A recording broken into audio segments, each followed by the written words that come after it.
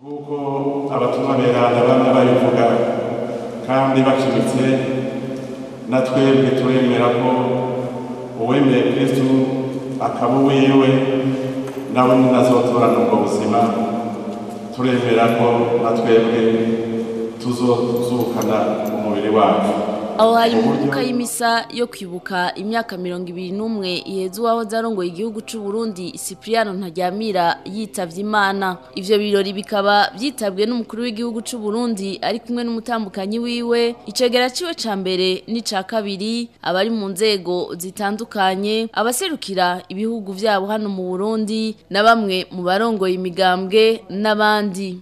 Musiguro yatanzwe n'umwungere wa diocese nkuru ya Bujumbura, Musenyeri Evariste Ngoyagoye yagarutse ku munsi wa Pasika uri kurahimbazwa, aho yamenyesheje ko uyu munsi wo kwibuka uwahoze arongoye Burundi vyahuriranye n'imisi yo guhimbaza Pasika, ngo biduha akaryo ko gukomeza ukwemera kwacu, ngo urupfu sigo rufise ijambo rya nyuma, ngukuri n'ubutungane biva ku Mana nivyo bizokwamaho nkuko Imana izokwamaho.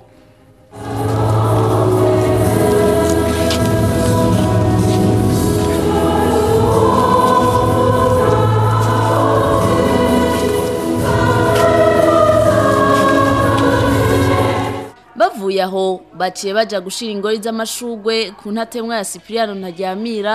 Umuryango w'umukuru w'igihugu c'u Burundi akaba ari wo watanguje ico gikorwa cyo gushira kwayo mashugwe kuri iyo ntatemwa.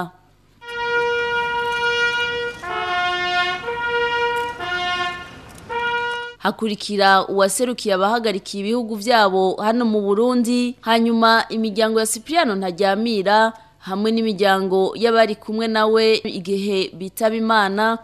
Uwahoze arongoye Burundi Ntibantunganya Sylvestre, hasubira imigambwe yemewe n'ubushikiranganji bw'intwaro yo hagati mu gihugu. Twebutsa rero ko Cypriano Ntaryamira yavutse itariki 6 ukwezi kwa gatatu mu 1955, yitaba Imana itariki 5 z'ukwa kane mu 1994, ahitanywe n'isanganya ry'indege mu gihugu c'u Rwanda, asiga umugore n'abana batatu.